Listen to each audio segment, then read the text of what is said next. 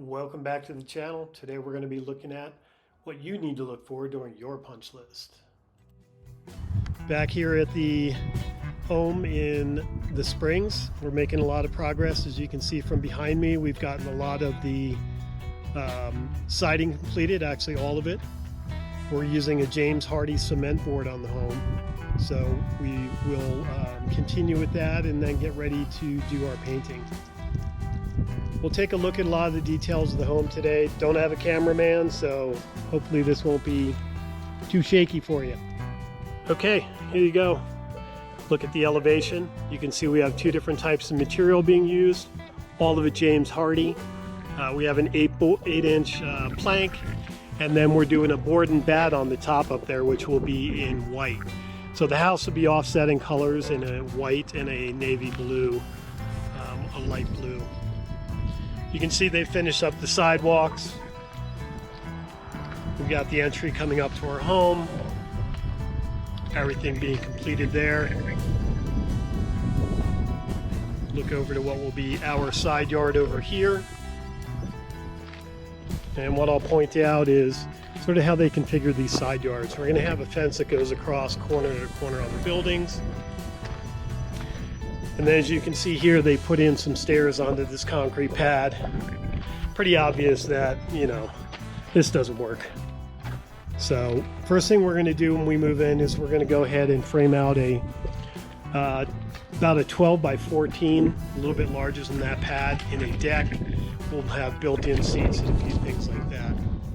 You can see everything's alley access on the homes, which is really kind of nice. You know, it pulls the car off of the front of the house and gives you a nice elevation on the front. You can see here the difference really between a 8-foot door and a 7-foot door. And in Colorado, I will tell you, almost everybody has some sort of roof rack on their car. So it's really kind of a pretty good decision we made going with the 8-foot. So that here you can see the pump jack system that they use to sort of go up the side of the house. They call it a pump jack because these little black things here, you stick your feet in and literally 3 people down the way, pumping at the same time rises this up uniformly up the building so that they're able to do the siding work. Okay, here we are at the entry. This is the view you see when you walk into the home. Sort of the great room layout. We've gotten all the railing in here. Sort of an open railing leading up to the upstairs. And today what we're just doing a quick walkthrough and taking a look at the fit and finish. You know, during the building process, things always happen. Chip on the door. But what I'm looking for here is really just the fit and finish of all the trim. Is it together? Are there big gaps? Are all the nail holes taken care of? And you can see overall they've been doing a pretty good job. It's early on, we're not even in punch list yet, so keep that in mind. Looking at the details of the windows, what we want to look at is just how the paint has been trimmed out, all the caulking. So we come in and what we do is we look at these and we look at each one of the corners and then all the way up the sides. We just want to see if everything is caulked correctly and all the paint is cutting. We do the same thing when we get on the base moldings. We look at if everything has been caulked in to all the corners. Check the windows again.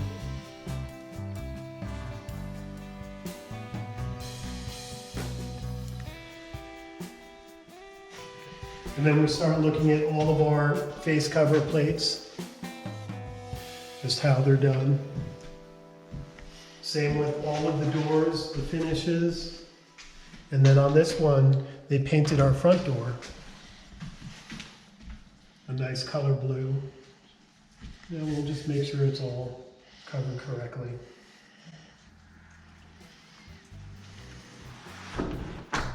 So here is the kitchen. We have the countertops are in, cabinets you can see in, the backsplash is now completed.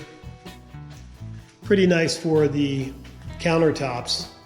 We sort of went with a white with sort of a gray vein that picks up the colors in the backsplash as well as in the cabinets themselves. Undermount sink, black. Again, so here we are taking a look at just sort of all the fit and finish around the cabinets. The crown moldings, making sure everything is caulked and set correctly. Same with the backsplash, the connection to the countertop. You can see all the outlets we're getting ready to install here in the kitchen, so we'll have plenty. I like this backsplash. It sort of combines a lot of different colors, the browns, some earth tones, and picks up with the grays that we have in the cabinets. When looking at all the trim work in the house, don't forget to look underneath, because look what we have going on here. Now, they're not done yet. However, these are things you want to note, how they're making those connections to countertops, how they're going to trim this. You can see all the shims in to get everything level. It's all standard stuff, but it's important how they finish. And that's what we'll track on this particular location. And fit and finish is everywhere. Check your closets, look at all the corner detailing, make sure everything's caulked out correctly before it was painted. You can see that in here. This is just our clothes closet when you come in. And then we'll take a walk upstairs here. Like I said earlier, we've got the handrails in. They look pretty nice. We made sure we came back and checked the stairs from underneath. Everything we had glued as well as lag screwed. It's a nice view as you get up here, nice and open. Take a little turn around.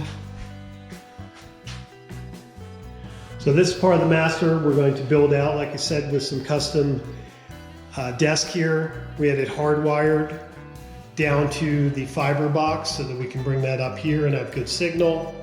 Again, what does all the trim look like? Is it tight? Everything caulked? Look at your outlets. Make sure everything is covered correctly. And again, this home has not been punched yet. We're just doing a preliminary early walk. A little panorama of the master itself, ceiling fan. You know, you can see these little dings here and there where they've hit stuff on the way in. But looking at how they mitered all of the corners, how does everything meet? Here's our master, deluxe shower. Had everything completed in here. All the tile work is done. So same thing, start looking at all the corners. Are the tiles cut cleanly and evenly? Is the grout even throughout? Or are there gaps? These are all the things we're going to look for.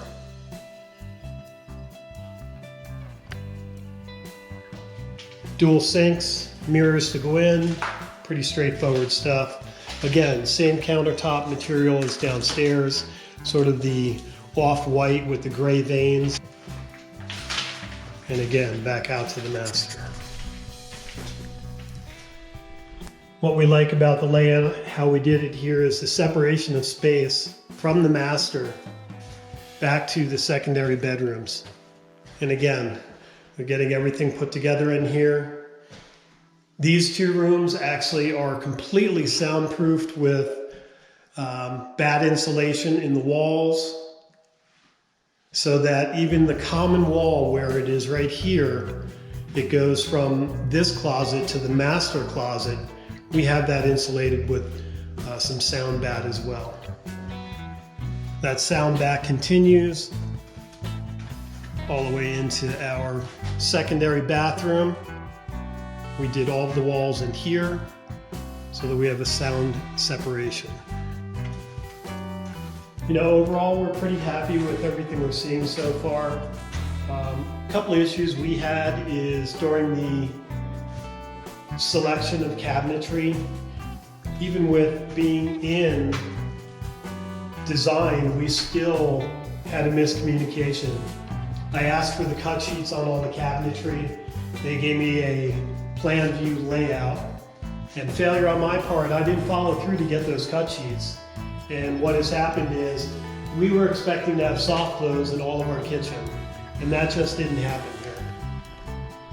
This will give you a good idea of what the level of finish and everything is with the homes. You can see in between each one of the homes here we have a fenced area. I don't know if you can see it back there, but they use a artificial turf to also save on some of the water here in Colorado. This particular home right here, you can see it has the board and bat above on the second story, and that's kind of what we're going to look like on our home when it's completed.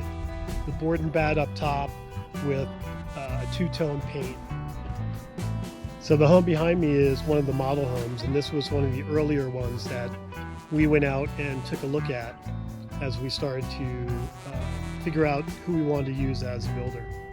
So you can see it's David Weekley Homes, and we're out here at Wolf Ranch.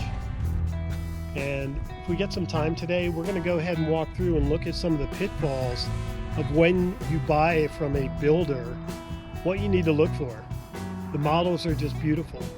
Sometimes what's not communicated is the difference between the base and what you actually get for your model. And you really have to pay attention. Even myself, going through the specifications and everything, we still had a misunderstanding when it came to our cabinets, like I talked about earlier. So this is one of the homes here, and right across the street is another one. And you can see the builder's pretty smart. They didn't put a home in between the two like it's going to be. They want to make sure when people are walking through these homes that all of the windows, all the natural lighting, and all of those things are part of the experience when you walk through. So like I said, you have to be careful in what you think you're getting and what you're actually getting. And that's going to be a video we do for another time. We're going to do a complete walkthrough of what we have. But here's a good example. You know, you've got the house, the model home sitting right here, and then you have this big open space, and that's going to be filled in when they're done here. All right, well, thanks for watching today. Sorry it took me an extra week or so to get the next video out. We're actually heading down south today to get to the ranch, and we are meeting with a foundation contractor to see if we can get our foundation started here next week. And we'll get you some more updates on the off-grid build as well. All right, thanks everyone. Hit the bell, subscribe, I appreciate it. Take care.